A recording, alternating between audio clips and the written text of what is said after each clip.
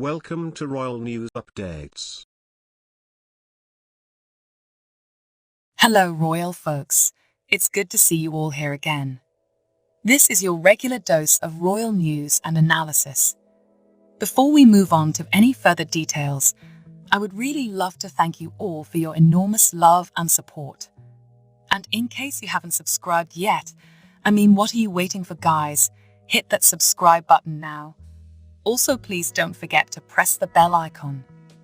It's now almost a week since Prince Harry's memoir Spare was published, and what thrillingly hectic days they've been.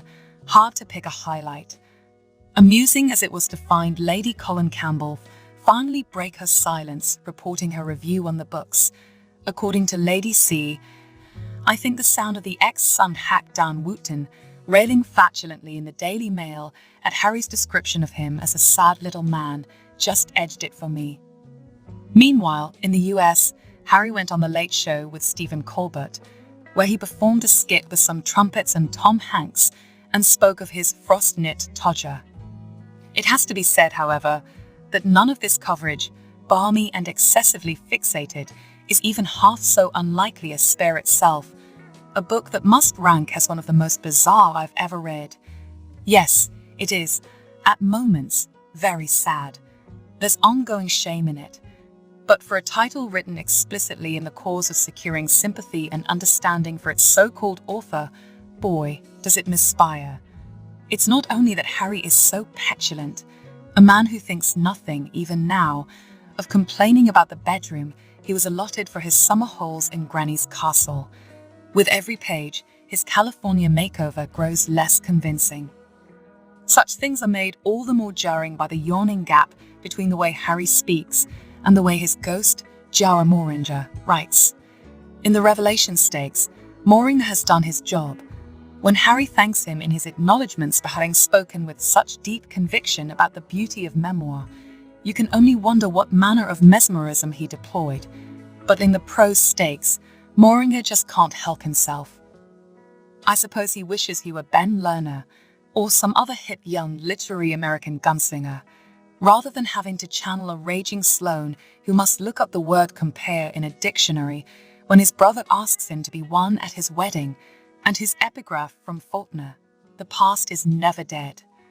On the other side, love need not always be showy. Whatever he thinks now, he lives in the land of Meghan and her gruesome love poems. His description of his father's failure to hug him after he has told him his mother is dead is piercing, a scene out of a historical novel. But thereafter, Charles sounds so quietly doting, leaving encouraging notes on his pillow, tickling his face until he falls asleep.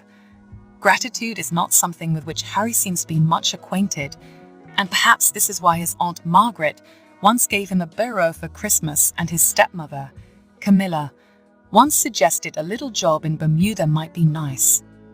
Does he at last spell out his reasons for leaving Britain?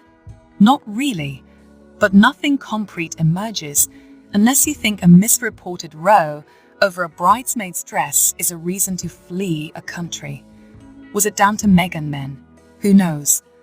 All I can tell you is that this man-child who once wanted nothing more than to work in an alpine fondue hut is patently obsessed with his wife.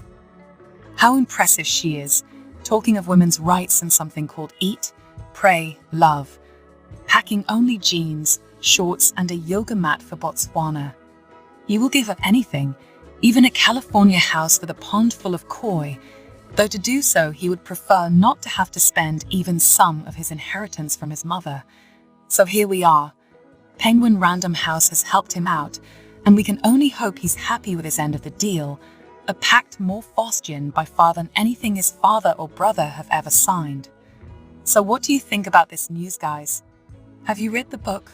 What do you think about it? Write down in the comments what you think and let me know.